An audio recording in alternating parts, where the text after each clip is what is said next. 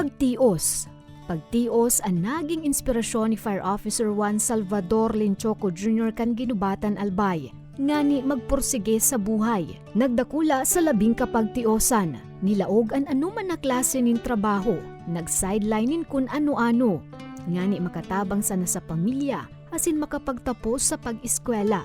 Sa elementarya pa sana sabak na si Linchoco sa trabaho. Hasta sa nabalo niya ng mga lakal. Magtindaning pinangat asin pandesal. Nagi man siyang magtataho, balot vendor, asin janitor, na naging iyabing nga ni mapatapos niyaan sa iyang sadiri sa kursong Bachelor of Science in Criminology. Unang-una po ma'am is yung magulang ko. Gusto po ma'am matulungan po talaga kasi wala po kaming ibang source ng income doon ma'am kasi yun lang po talaga ma'am yung buhay namin ganoon. Kasi naisip ko na pagtapos ma'am ng pag-aaral kahit minsan po ma'am, sobrang hirap po talaga ma'am, na may time po na nahirapan. Minsan, hindi po ma'am, may iwasan na toxic kami minsan ng mga classmate po ma'am, ganoon po. Sa iyang pagtatapos sa kolehiyo, mas nagi siyang porsigido na makahanap ng ibang trabaho na mabagay na sa iyang tinapusan.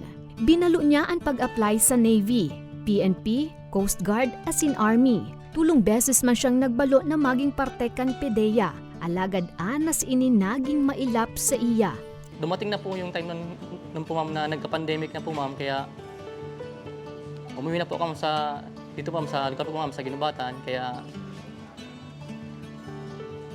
ganun po din ma'am yung buhay ko ma'am, nagbuti pa ako ulit ma'am, nagtitinda ng ice wrap, taho po ma'am, at sapon po ma'am, hanggang sa dumating po yung point ma'am na yung BEP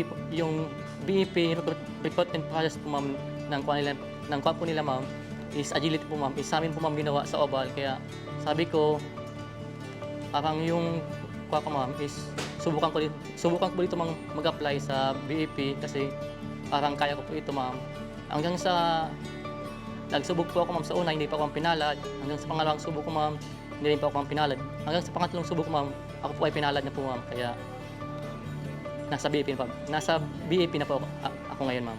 Ang maging parte kan BFP sa runanggad na onra para kay Linchoco na habang buhay niya daang ipagpapasalamat asin sa iya man na pigdededikar sa iyang pamilya, lalo na sa iyang magurang na tinaguyod sindang magturugang sa pagtitindanin taho asin makakakan.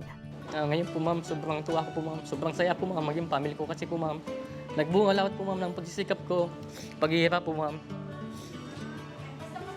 At natupad ko po yung gusto ko po ma'am na yung pangarap ko po sa buhay po ma'am, nagbunga po lahat ng pagsisikap ko po. Aminado na pinanluyahan hulikan mga pangungutya na mayo siyang maaabot. Alagad mas nangibabaw ang pangiturogan niyang makatalingkas sa kadikluman asin maabot ang liwanag na madaranin pagbabago sa indang buhay.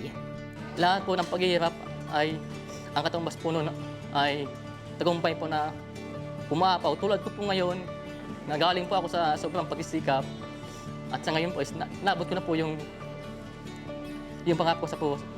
Nagbunga po lahat talaga po yun. Kung may adal man na naukudan asin mauot na maihiras, iyon anong kapagdudahan ang sa diring kakayanan asin nung kang butasan ang pangiturugan. Hulita bilog ang kinaban, mapabor man giraray ang panahon.